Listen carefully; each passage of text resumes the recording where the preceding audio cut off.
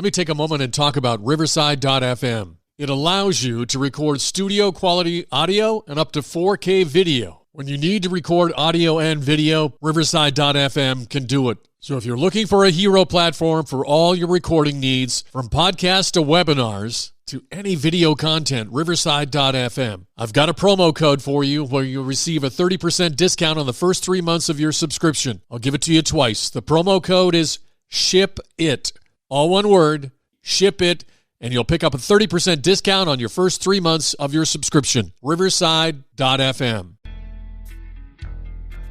The NFL's success of today is built a lot on the great play of individuals in the game, but it's also made on great contributors and their decisions to the game. We're going to talk a little bit about both of those in today's January 11th Football History Headlines, all coming up in just a moment.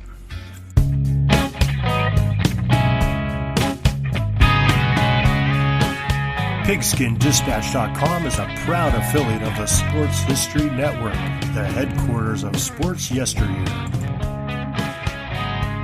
This is the Pigskin Daily History Dispatch, a podcast that covers the anniversaries of American football events throughout history on a day-to-day basis. This is your host, Darren Hayes, and we're broadcasting from the Pig Pen in Western Pennsylvania, bringing you the memories of the gridiron, one day at a time. So, with Mike and Gene Monroe, as well as Jason Neff supplying us with the tunes, let's go no huddle through today's football history headlines. Hello, my football friends. This is Darren Hayes of PigskinDispatch.com, and I want to welcome you and thank you once again for joining us on the Football History Headlines on the Pigskin Daily History Dispatch podcast. Today, we're going to embark on some great stories of the NFL's and NCAA's past in football history for the date of January 11th. And we'll start off with our first headline of January 11th, 1946. The NFL announces that Bert Bell had become the second commissioner in league history. The Pro Football Research Association, or the PFRA, in their 1996 Volume 18 edition of the Coffin Corner magazine, shared the story from the Pro Football Hall of Fame's website.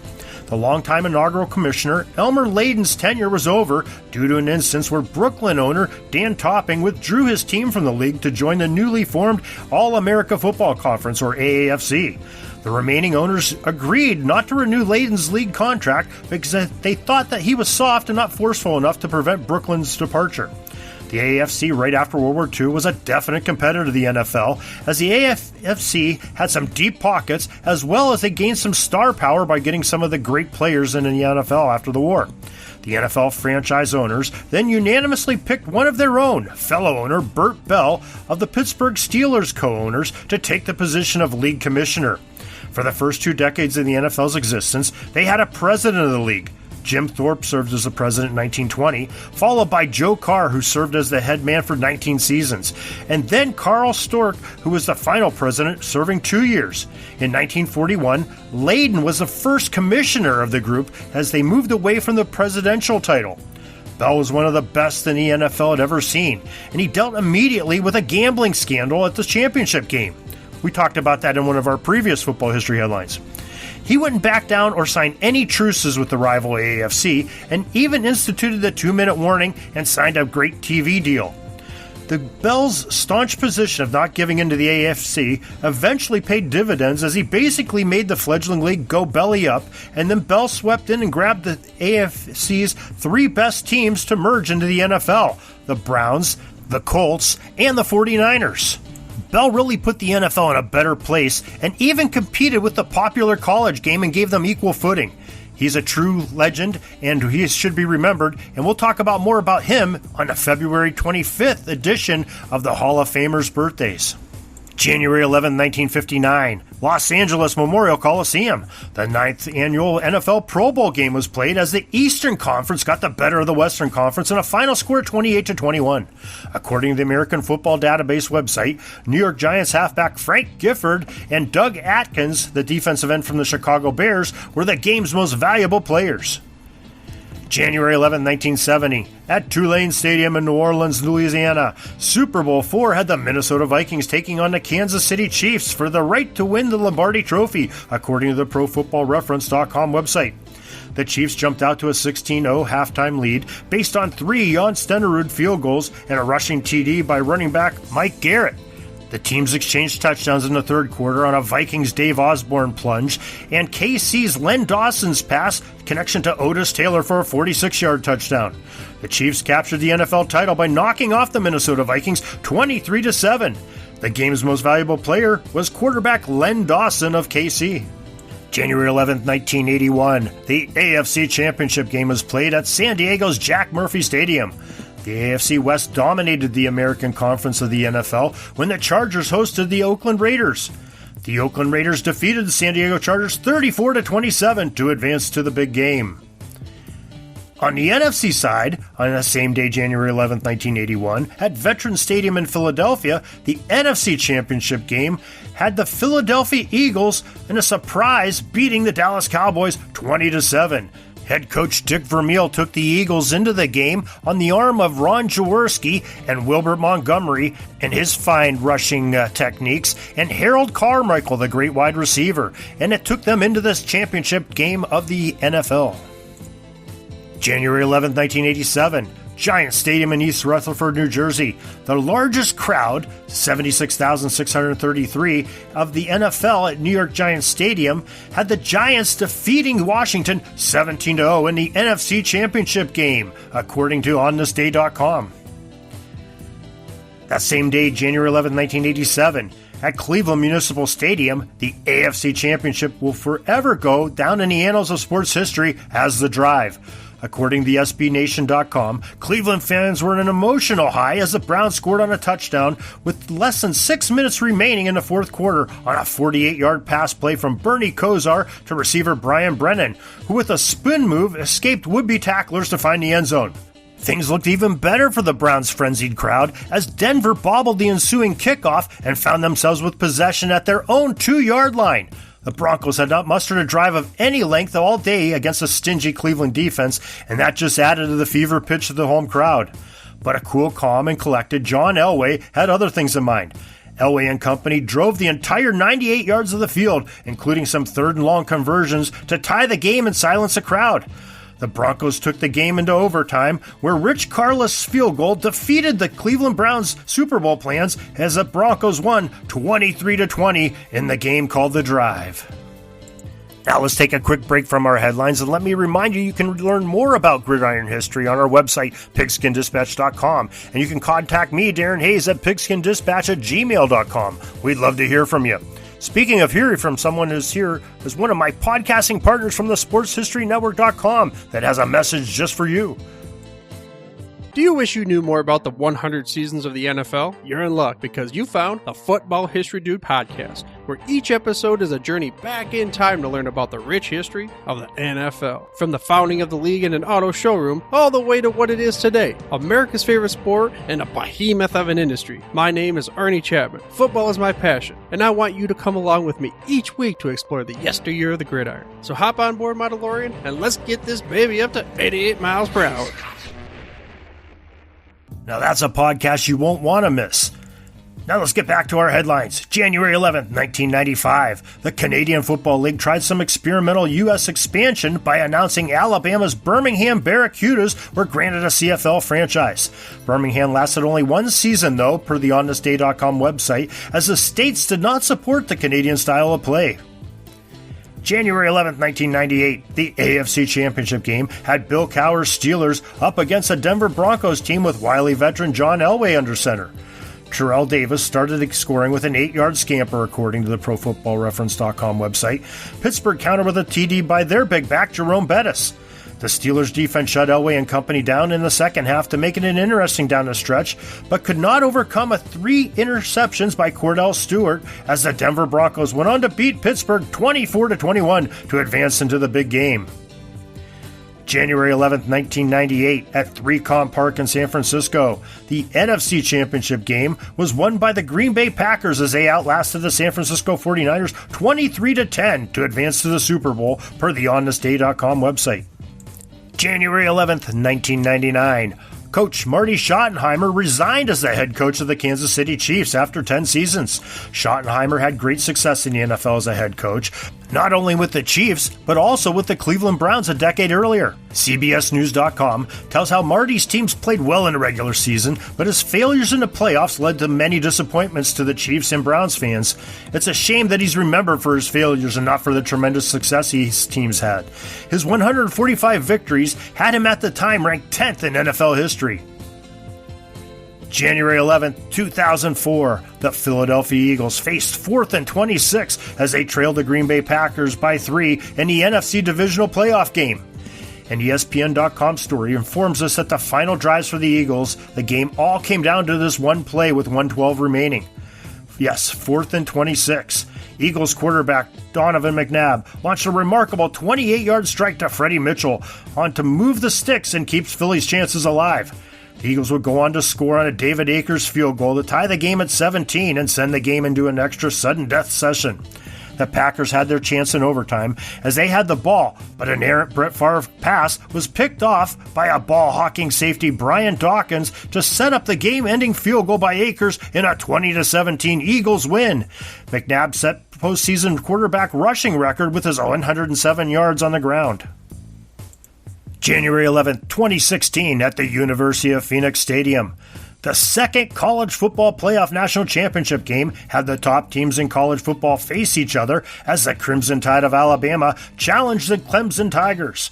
The college football playoff website covers the game's storyline well. Clemson signal caller, the phenomenal Deshaun Watson, set a championship game record of 478 total yards, but the Tide countered with offensive production by Derrick Henry, who trudged for 158 yards on the ground, and O.J. Howard, who caught yardage of 208 yards of passes on 5 receptions and 2 scores. It was a game for the ages, as number 2 Alabama outlasted number 1 Clemson 45-40. The Tide's O.J. Howard was the offensive player of the game, while Bama's Eddie Jackson was the defensive player of the game. It's that time again to talk about our Hall of Famers and birthdays on January 11th, and we'll start off in the year 1895 in Evanston, Illinois. Northwestern quarterback Patty Driscoll was born. In 1916, Driscoll earned All-America honors with the Wildcats.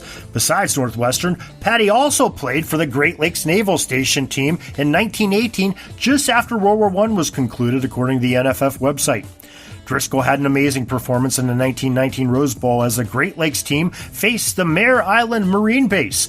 Patty, nicknamed the Wasp, was everywhere on the field, as the stat sheets show for the Great Lakes. He caught a touchdown pass, drop-kicked a 30-yard field goal, and threw a touchdown pass to the legendary George Halas. Yes, that George Halas that went on to own and coach the Chicago Bears. Great Lakes cruised to a Rose Bowl victory, 17-0. The National Football Foundation placed Patty Driscoll into the College Football Hall of Fame in the year 1974. Out of college, Patty signed with the NFL with the Chicago Cardinals, where in 1923 he scored 27 points in one game. He also gained acclaim by successfully kicking a 50-yard drop-kick field goal in the 1924 season. In 1926, his rights were sold to the Chicago Bears to prevent Patty from going into the rival AFL Professional League.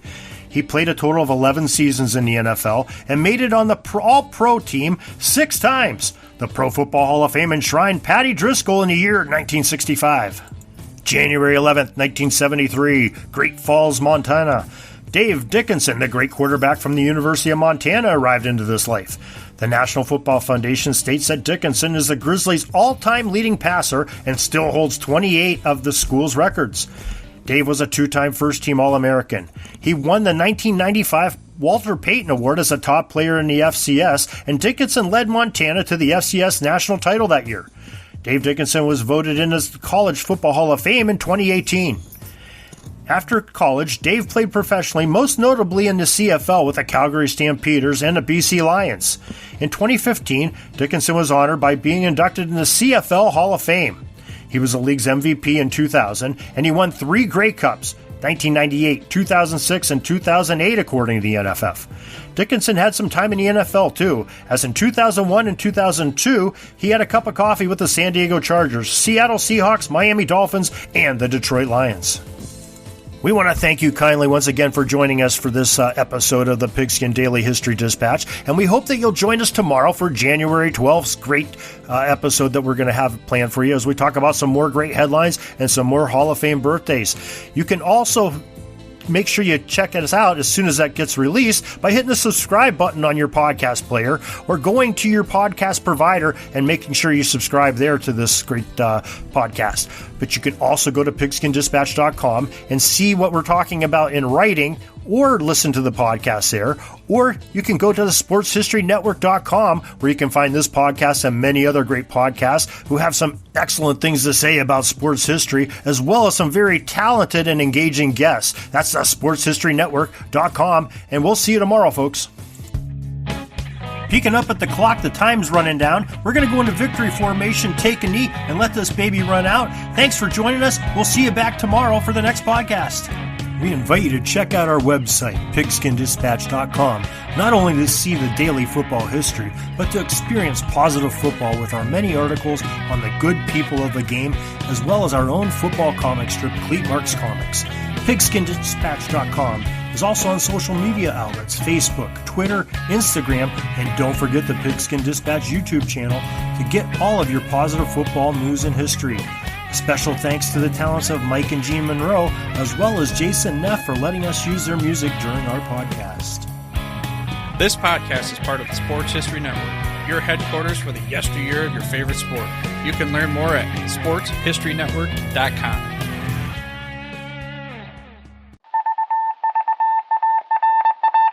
It was just another ordinary day in the offices of the Pittsburgh Guardian newspaper circa 1924. But for Marla Delft, assistant editor, everything was about to change. For she was about to discover the awesome attractiveness of Row 1 brand retro sports paraphernalia items thanks to Orville Mulligan, sports writer. And there it is. Wow, Orville, that's really the bee's knees. Isn't it just? A poster-sized replica of the actual 1909 World Series program cover. I can see that. But where did you get it? And where'd you get it framed? I ordered it from the Row 1 website, where over 6,000 items of sports memorabilia from the 1880s to the 1990s are available for reproduction, in multiple sizes and in several different materials, with over a dozen styles of frame to choose from for prints like this. Well, I'm sure Mr. Delft would love to put up more of these in the office. But I'm equally as sure they're beyond this newspaper's budget. Not at all, my dear Marla. See for yourself. Go to sportshistorynetwork.com/row1. sportshistorynetwork.com/row1. Oh my, these are good prices. Oh, and look at this stuff. Oklahoma-Nebraska football, college basketball art, Michael Jordan items. And so retro it was that sports Marla Delft advertisement discovered the flowers. splendiferous magic of Row 1 sports memorabilia, arts, and prints. You can too by visiting sportshistorynetwork.com/row1. That's ROW1 today for access to the full Row 1 catalog of gallery prints and gifts like t-shirts, long-sleeve shirts, telephone cases, coffee mugs, blankets, pillows, towels, and even shower curtains. Act today for 15% discount off all prints with coupon code SHN15 and 20% off all other items with coupon code SHN20 at checkout. And keep your dial locked to the Sports History Network for the exciting chronicles of the 1920 sports world in Orville Mulligan, sports writer. Coming soon. Are you having a hard time figuring out what to get Dad for Father's Day? You should check out Row 1 Brand's Vintage Pictorum Gallery. They have America's best sports art. With over 7,200 historic sports prints, you're assured to find something unique for Dad this Father's Day. Instead of a boring old tie, get him a historic baseball photo taken by Henry High Sandom at the historic Polo Grounds Stadium in New York City during the 1894 Temple Cup. Or, if he's an NFL buff, check out the 1963 vintage NFL poster. These are so good looking that you'll be amazed how they turn out. Shop now at sportshistorynetwork.com/row1 and save 15% off your order.